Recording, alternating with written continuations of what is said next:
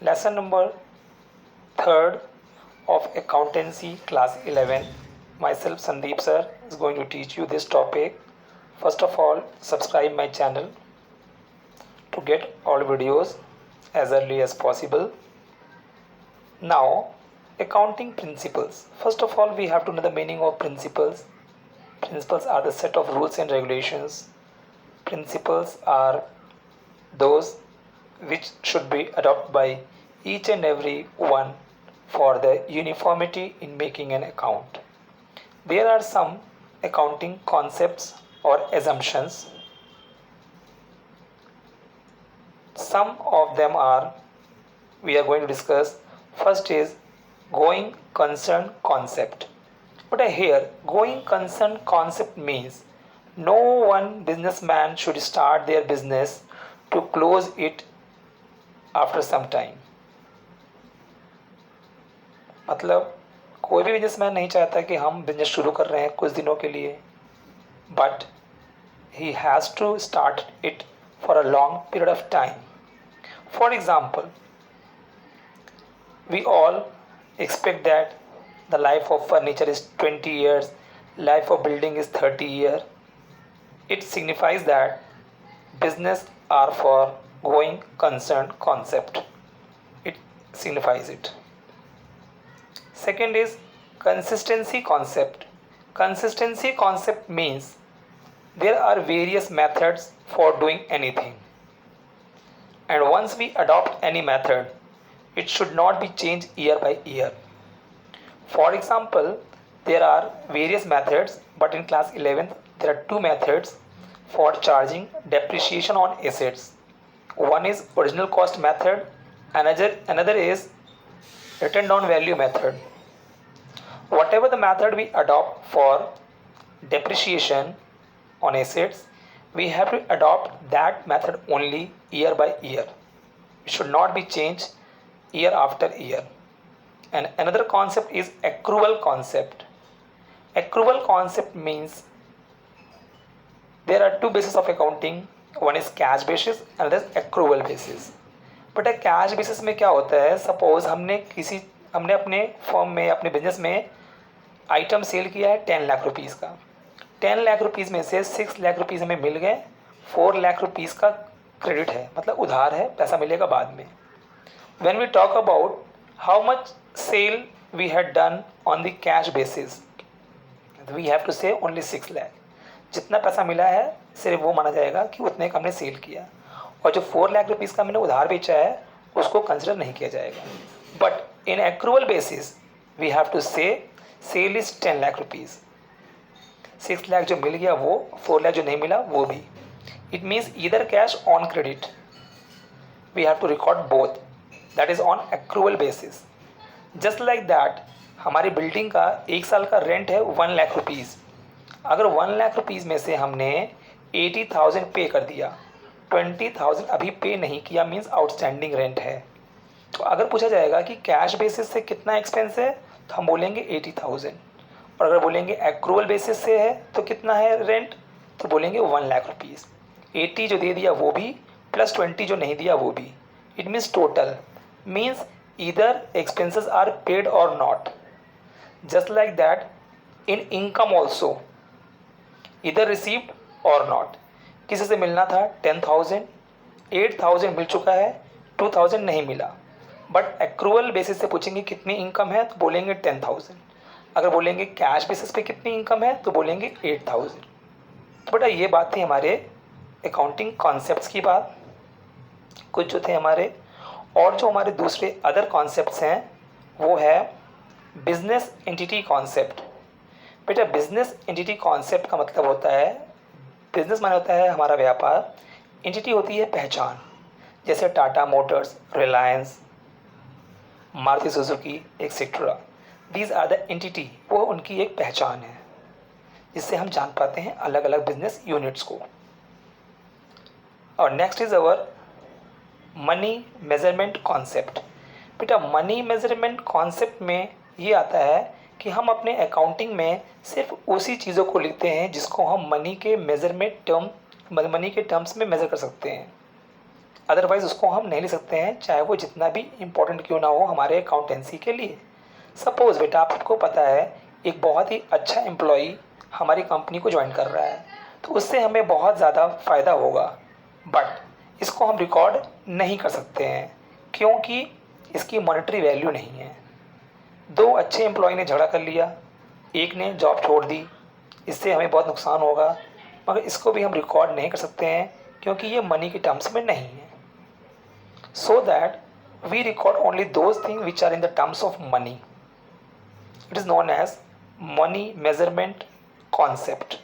Or we can say that if we purchase 10 tables, we will not record 10 tables, but how much value, was the value of 10 tables?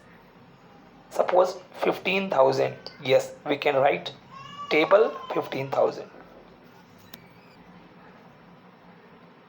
Next is accounting period concept. But accounting period concept means we all know that we know the exact value of profit or loss at the end of the business, means at the wind up of the business. मतलब बेटा असली profit और loss का पता तो तभी चलेगा जब हमारा बिजनेस को हम बंद करेंगे, मीन्स क्लोज करेंगे। लेकिन तब तक बेटा बहुत देर हो चुकी होगी, हम कुछ कर नहीं सकते हैं उसके लिए जान करके प्रॉफिट लॉस, मीन्स अपने लॉस को हम रोक नहीं सकते हैं। अगर प्रॉफिट हो रहा था तो हमें बिजनेस और आगे करना चाहिए था, बंद नहीं करना चाहिए था, and so on. So that we have to divide the whole life of business into small parts. That is known as accounting period. जो कि बेटा 12 महीने का होता है, 12 months का. Either calendar year means from 1 January to 31st December, 12 months. Or financial year means from 1st April of this month, this year, to 31st March of next year. It means if the year starts from 1st April 2019, it will be end on 31st March 2020. तो बेटा इन 12 महीने के अंत में accounting के last में हम अपना हिसाब बनाते हैं, means trading and profit loss account and balance sheet बनाते हैं for knowing the profit and loss of the business and financial position of the business. Next is historical cost concept. Historical cost concept or cost concept. In this, we record same value year by year of assets. बेटा suppose हमने कोई building है या हमने कोई machinery ले रखी है 10 लाख रुपए की 2010 में, तो 2011 में भी उतना लिखेंगे, 2012 में भी उतना लिखेंगे.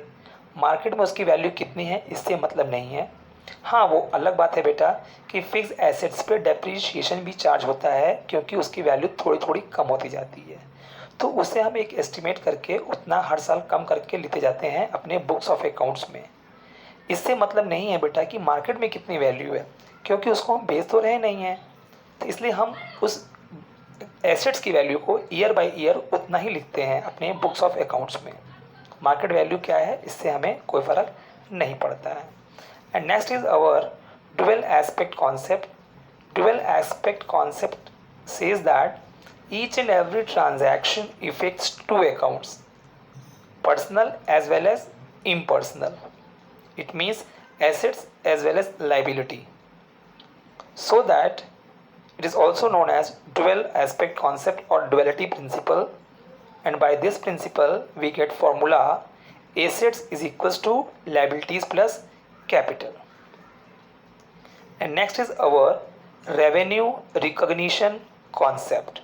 But revenue recognition and revenue realization, there are two concepts in this. बेटा रियलाइजेशन मतलब रियलाइज़ होना. जैसे कि हमने किसी को चेयर बेचा 10,000 रुपीज़ का, ठीक है, तो हमने आज बेच दिया, तो हम 10,000 रुपये के हकदार हो गए हैं उसे लेने के.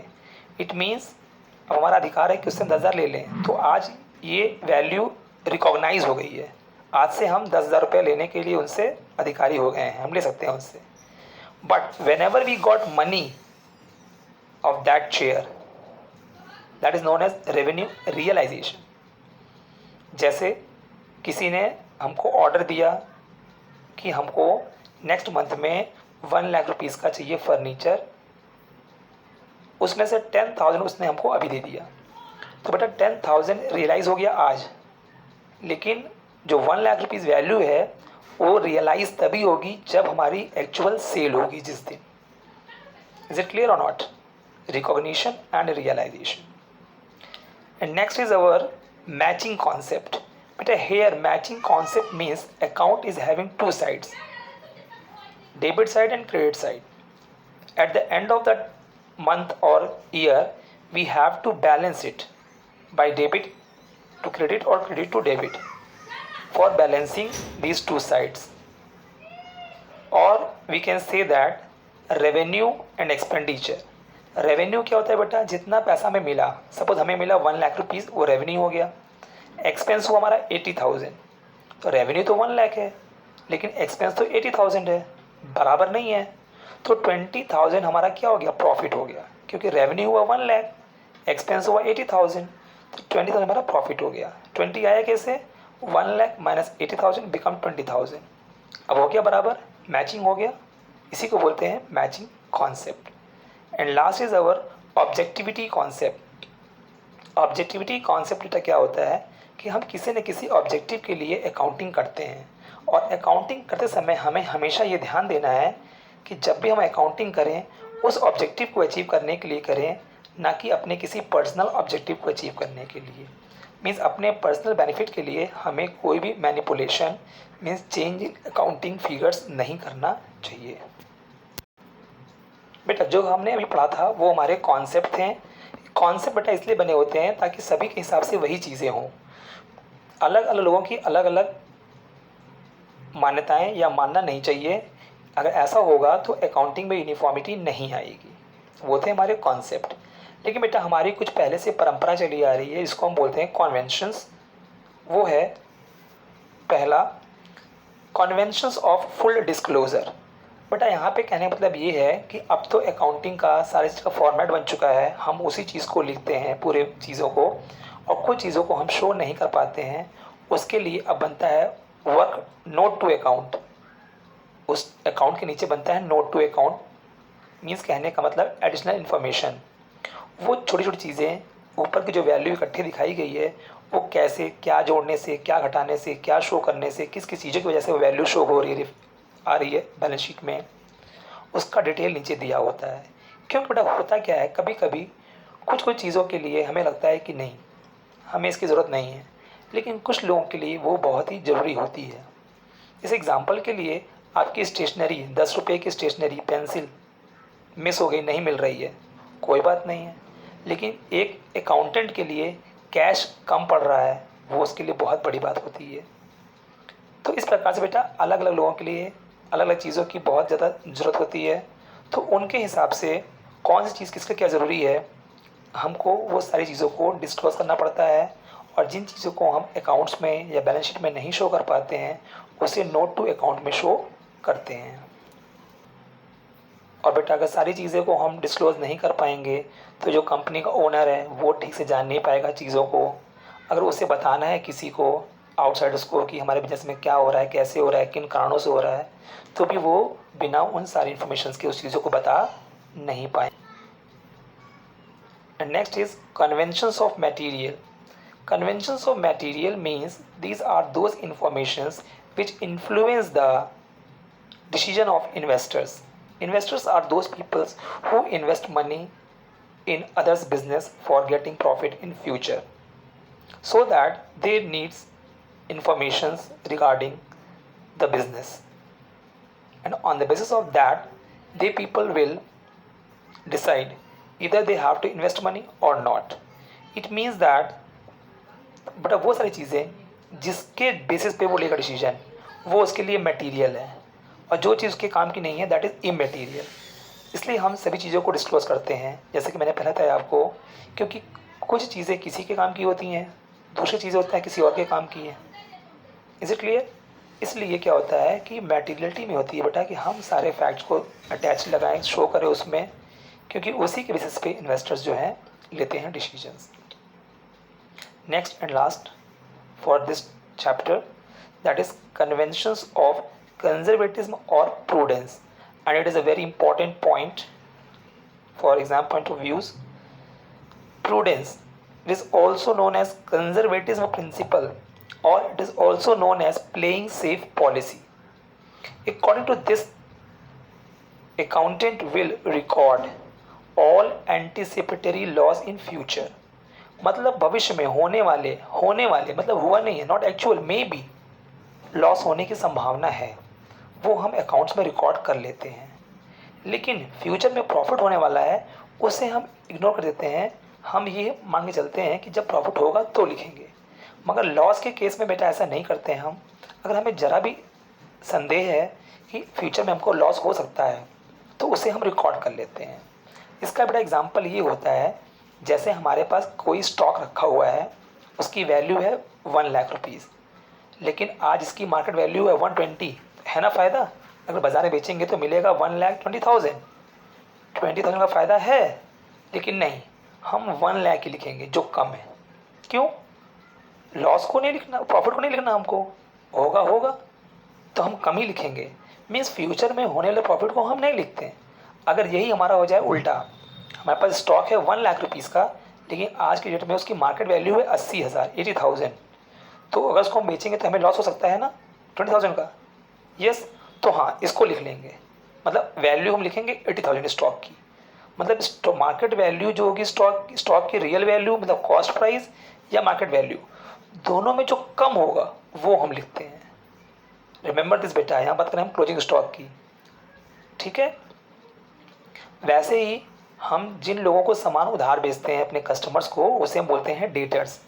अगर हमको ज़रा भी संदेह हो जाए कि कुछ लोग पैसा नहीं देंगे, सपोज़ हमने 1,00,000 रुपये का सामान उधार बेचा टोटल, उसमें से पता है हमको कि 10% लोग पैसा नहीं देंगे, तो हम उसको पहले से ही मान लेते हैं कि वो नहीं देंगे. प्रोविज़न एक्चुअल नहीं है बेटा कि वो देंगे कि नहीं देंगे. हमने माना कि शायद ना दें या हो सकता है ना दें, चांसेस हैं ना मिलने के. पैसे 10,000 नहीं मिलेगा, 10% उसमें से नहीं मिलेगा, तो हम पहले से ही उसको मान के चलेंगे कि डेटर मेरा कितना है 90,000. मतलब 1,00,000 में से 10,000 का प्रोविज़न हटा दें, निकाल कर लेंगे और मान लेंगे कि हमारा डेटर जो है वो 90,000 का ही है. क्यों करते हैं ऐसा? Because of this principle. I hope you all have clear all your points and enjoying these things. Okay, thank you.